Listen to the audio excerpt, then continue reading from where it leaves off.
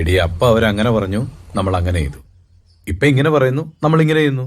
രണ്ടായാലും ഉപകാരം നമുക്കാ. അലോഷിച്ച ഇനി മാറ്റി പറയാന്ന് വെച്ചാ നടൻ നിവിൻ പോളിക്കെതിരായ ബലാത്സംഗ കേസ് അട്ടിമറിക്കപ്പെടുന്നുവെന്ന് സംശയിച്ച പരാതിക്കാരി ഡിസംബർ 14, 15 തീയതികളിലാണ് ആക്രമിക്കപ്പെട്ടത് എന്ന് പറഞ്ഞത് ഉറക്കപ്പിച്ചിലാണ്. ഉറക്കപ്പിച്ചൊന്നുമല്ല. അങ്ങനെ അരമണിക്കൂർ കഴിഞ്ഞ് ബോധം തെളിയുമ്പോ ഞാൻ അബോധാവസ്ഥയിൽ കിടക്കായിരുന്നു. എനിക്ക് ഒരു പ്രതീക്ഷയില്ല. ഇപ്പൊ അട്ടിമറിക്കുന്നു എന്നുള്ളൊരു സംശയത്തിലാണ് ഞാനിപ്പോ മുമ്പോട്ട് പോകുന്നത്. ഓരോന്ന് മാറ്റുമ്പോഴും പുതിയ ഓരോന്ന് ഉണ്ടാക്കില്ലേ അവന്മാരെ. ഞാനൊരു ഡേറ്റ് ചുമ്മാതെ അന്ന് പറഞ്ഞപ്പോ അന്ന് ഉറക്കപ്പിച്ചിരുന്ന് പറഞ്ഞു പോയി. നിനക്ക് 2 തവണ വിധി പണയം വെച്ച് കളിക്കാൻ പറ്റില്ല. സത്യം പോലീസ് അന്വേഷിച്ച് കണ്ടുപിടിക്കട്ടെ. മൊഴി രേഖപ്പെടുത്തിയ ശേഷം സംസാരിക്കുകയായിരുന്നു യുവതി. എന്തിന് അതിന്റെ ഗമ നിനക്കിരിക്കട്ടെ.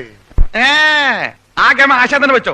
പോലീസ് വിളിച്ചത് വരുമാനമാർഗം തിരക്കാനാണ് എന്നും യുവതി പറഞ്ഞു. Income tax. ശരിക്കും ഈ കൊട്ടേഷൻ സംഘത്തിൽ ഉൾപ്പെട്ട ആളാണോ? അതെ.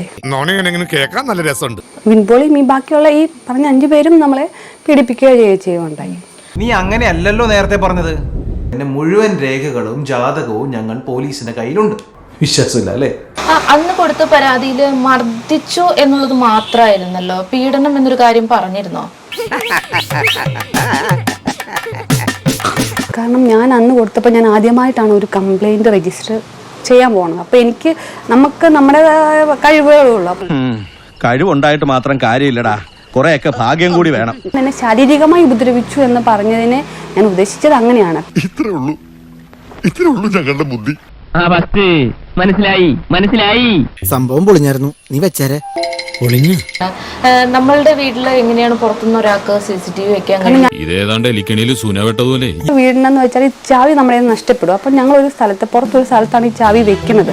അപ്പം ഞാൻ അത് അവിടെ ഇരുന്ന് പറഞ്ഞു പോയി. എന്തിട്ട് മണ്ടനാ. അപ്പൊ അവരത് എടുത്ത് അപ്പൊ ആ സംഘത്തിലിരുന്നപ്പോ ഈ പുള്ളി പോകുന്നതും ഒക്കെ അറിയാമല്ലോ. ഇതൊക്കെ ഓൾറെഡി ഫിക്സ് ചെയ്ത് വെച്ചിരിക്കല്ലേ, വെറുതെ മനുഷ്യനെ കളിപ്പിക്കാൻ.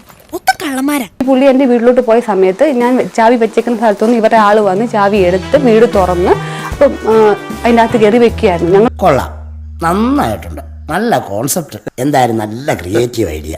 ആർക്കായാലും സംശയം തോന്നാം എനിക്ക് എന്താ വേറെ പണിയില്ലേന്ന്. ഞങ്ങളും ചോദിച്ചു.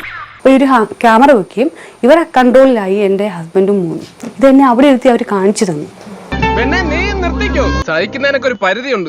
അതെ, എൻ്റെ ഒരു ഫോൺ അവരുടെ കയ്യിലുണ്ട്. അതാണ് അവരുടെ കോൺഫിഡൻസിന് കാരണം എല്ലാ തെളിവും അടങ്ങിയ ഫോൺ അവരുടെ കയ്യിലാണെന്നുള്ളതാണ് അവരുടെ കോൺഫിഡൻസ്. അങ്ങനെ ചോദിച്ചാൽ എനിക്ക് പറയാൻ ഉത്തരവില്ല. അയ്യോ, ഇതിനകത്ത് ഒന്നും ഇല്ലല്ലോ, പറ്റിച്ചോ നമ്മളെ.